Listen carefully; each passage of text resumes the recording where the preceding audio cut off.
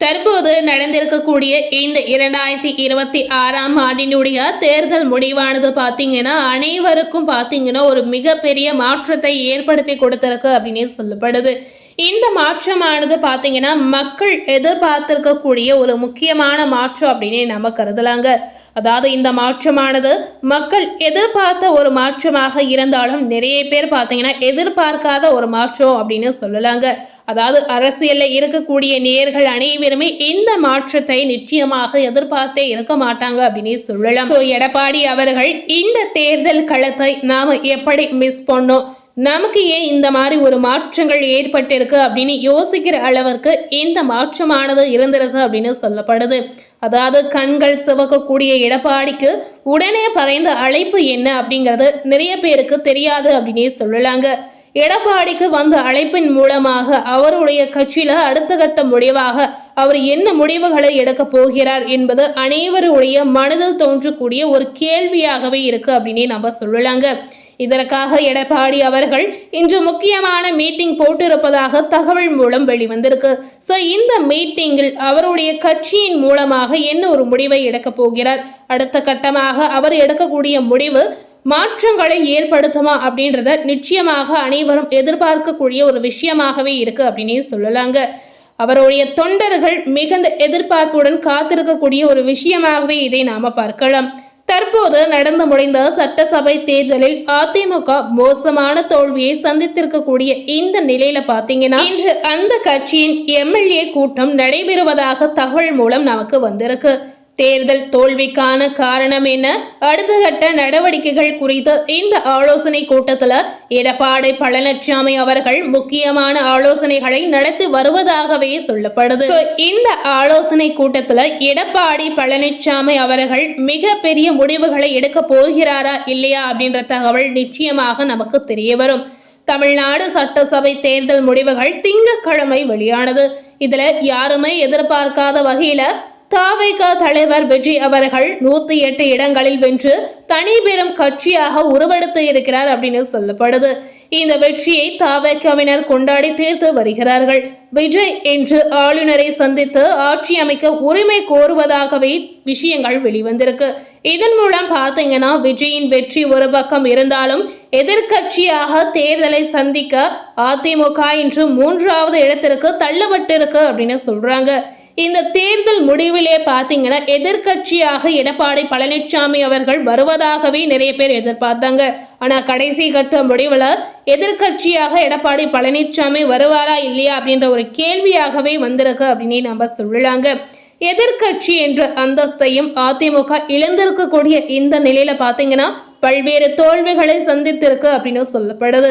கடந்த 2016ஆம் ஆண்டு சட்டசபை தேர்தலுக்கு பிறகு அதிமுக தொடர்ந்து எல்லா தோல்விகளிலும் தோல்வியடைந்து வருவதாக குறிப்பிடத்தக்கது அப்படின்னு சொல்றாங்க. குறிப்பாக பாத்தீங்கன்னா இந்த தேர்தலில் 3வது இடத்திற்கு தள்ளப்பட்டுள்ள நிலையில தனது வீழ்ச்சிக்கான காரணங்களை கண்டறியக்கூடிய முயற்சியில தீவிரமாக இறங்கியிருக்கிறார் அப்படின்னு சொல்லப்படுது.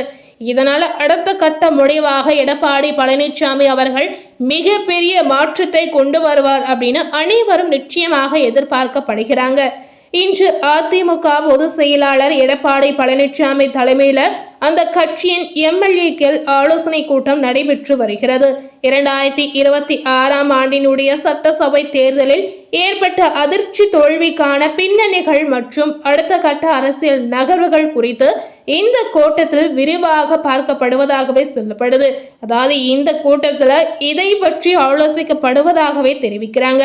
குறிப்பாக 108 இடங்களை பிடித்து தனிபெரும் கட்சியாக தமிழக வெற்றி கழகம் உருவெடுத்திருக்கக்கூடிய இந்த சூழலில் அடுத்து என்ன மாதிரியான நடவடிக்கைகளை எடுக்கலாம் என்பது தொடர்பாக எடப்பாடி பழனிசாமி முக்கியமான முடிவுகளை எடுக்கலாம் என தெரிகிறது.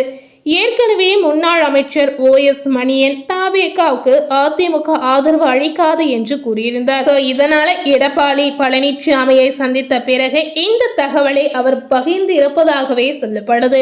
அதே நேரம் பார்த்தீங்கன்னா லீமா ரோஸ் தவிகவுடன் ஆலோசனை நடப்பதாக கூறியிருந்த இந்த நிலையில இது தொடர்பாகவும் இறுதி முடிவுகள் எடுக்கப்படும் என தெரிகிறது.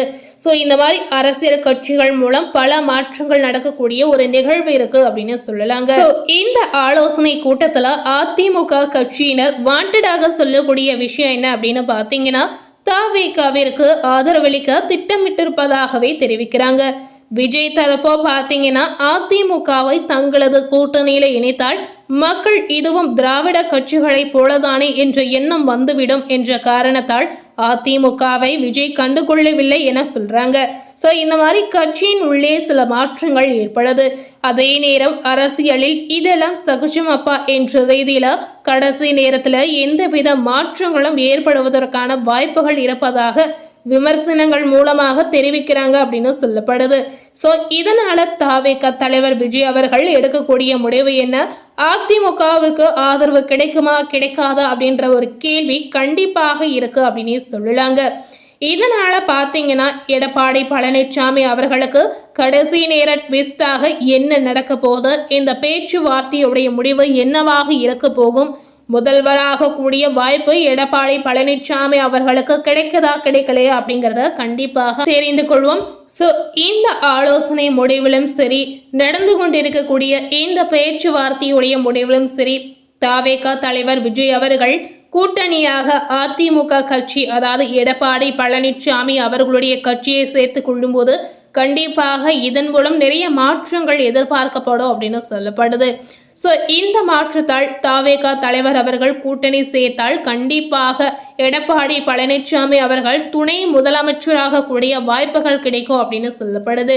ஸோ இந்த மாற்றங்கள் கண்டிப்பாக தமிழகத்தில் இந்த தேர்தல் களம் முடிந்த நிலையில நடக்குதா இல்லையா அப்படின்ற ஒரு மாற்றம் கண்டிப்பாக அனைவரும் எதிர்பார்க்கக்கூடிய ஒரு விஷயமாகவே இருக்கிறது.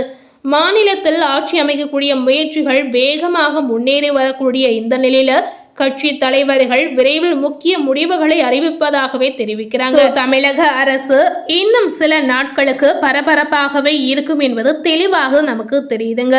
இந்த பேச்சுவார்த்தைகள் எவ்வாறு முடிவுக்கு வருகிறது என்பது அனைவருடைய கவனமாக இருக்கு அப்படின்னு சொல்லப்படுது. அடுத்தடுத்த இந்த அரசியல் நகர்வுகள் பெரும் பேச்சு பொருளாகவும் என்பது மட்டும் நிதர்சனம் அப்படின்னு சொல்லப்படுது. என்னதான் தவிக தலைவர் விஜய் அவர்கள் வெற்றி பெற்று இருந்தாலும் ஏதாவது ஒரு கட்சியுடன் கூட்டணி இணைப்பது முக்கியமாகவே சொல்லப்படுது. ஏன்னா கூட்டணி சேர்ந்தால் மட்டுமே அவருக்கு 118 இடங்கள் கிடைப்பதாகவும், இதனால மட்டுமே அவர் முதலமைச்சர் சீட்டில் அமரக்கூடிய வாய்ப்பு கிடைப்பதாகவும் தெரிவிக்கிறது. ஸோ இதனால தவிக தலைவர் விஜய் அவர்கள் கூட்டணி சேர்வது முக்கியமாகவே சொல்லப்படுது. ஸோ இந்த கூட்டணி எடப்பாடி பழனிசாமி அவர்களுக்கு கிடைக்குதா இல்லையா அப்படிங்கிறத நம்ம கண்டிப்பா வெயிட் பண்ணி தெரிந்து கொள்ளக்கூடிய ஒரு முக்கியமான விஷயமாகவே கருதலாம். ஸோ எடப்பாடி பழனிசாமி அவர்களுக்கு ஜாக்பாட் அடிக்குதா இல்லையா அப்படிங்கிறத நம்ம நிச்சயமா அடுத்த கட்ட முடிவுல நம்ம தெரிந்து கொள்ளலாம்.